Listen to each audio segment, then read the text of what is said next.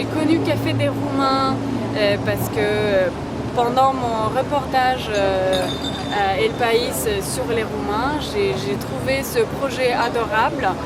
J'étais un peu triste de voir l'image qu'il y avait et qu'il y a toujours en France des Roumains. C'est juste quelque chose par méconnaissance. Et je pense que les gens, voilà, ils doivent juste nous connaître.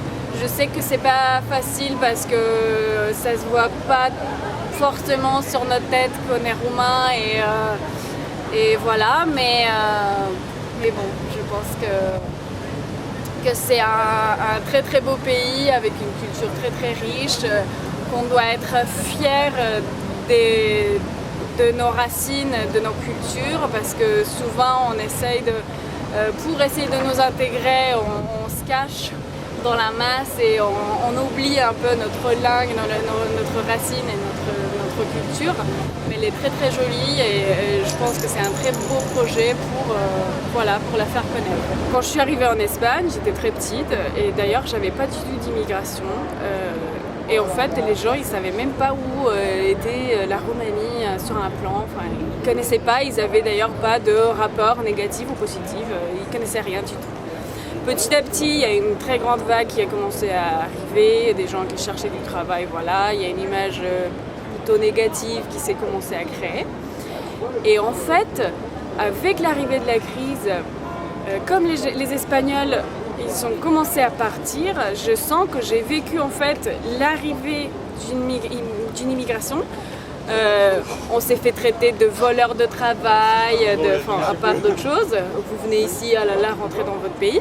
Et puis après, en fait, maintenant, les Espagnols, ils se rendent compte que c'est eux-mêmes qui doivent partir à l'étranger pour chercher du travail, pour voler le travail des autres. Du coup, voilà, j'ai eu l'impression qu'il y a une espèce de petite justice qui a été faite. Parce que, voilà, ils se sont rendus compte, en fait, ils y pensent pas. Mais maintenant je peux leur dire, voilà, est-ce que vous vous rendez compte maintenant que c'est pas aussi facile de laisser ta famille, tes amis et ta vie pour partir à l'étranger, chercher un travail alimentaire parce que dans ton pays tu trouves pas. Comme je travaillais dans un journal à Madrid, j'ai essayé de profiter de l'occasion pour faire un reportage sur les Roumains en Espagne, à Madrid concrètement, parce que j'étais dans la section locale. Et ça a été assez étonnant pour moi parce que il y en a beaucoup en fait. Il y a toujours 800 000 Roumains dans toute l'Espagne, dont 200 000 à Madrid.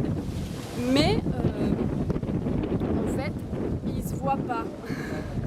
Je m'explique. C'est une communauté qui est très très bien intégrée. C'est pas moi qui le dis, c'est les autorités locales de Madrid.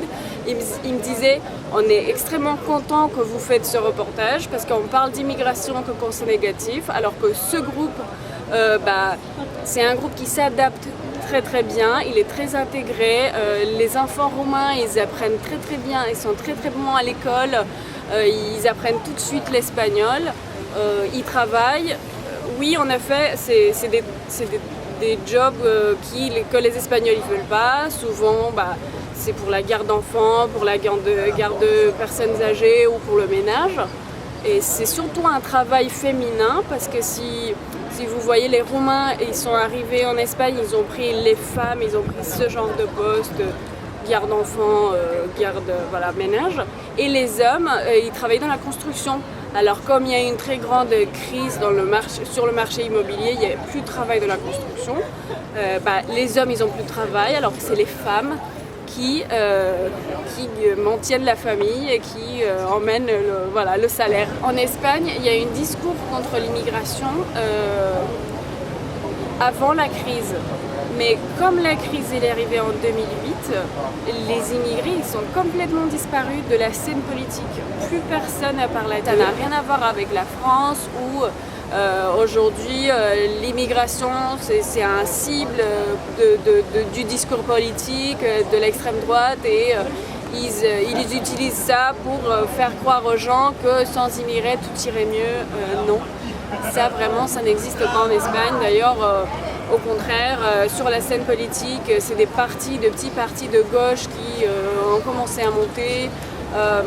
Ça a donné un espoir, un souffle, ces élections européennes, parce que si vous voulez, il y a un bipartidisme entre Parti socialiste et Parti populaire, le parti de droite, qui finalement, tout le monde est arrivé à la conclusion qu'ils étaient tous la même chose, il n'y avait pas de changement, ils prenaient tous le même genre de mesures quand ils étaient au pouvoir. Et en fait, avec les élections européennes, ces deux partis, ils n'ont même pas eu la moitié des voix complètes de l'Espagne. Du coup, ça a été extrêmement positif on ne sait pas si c'est gérable en fait avec une gauche aussi divisée dans de aussi petits partis, mais c'est positif pour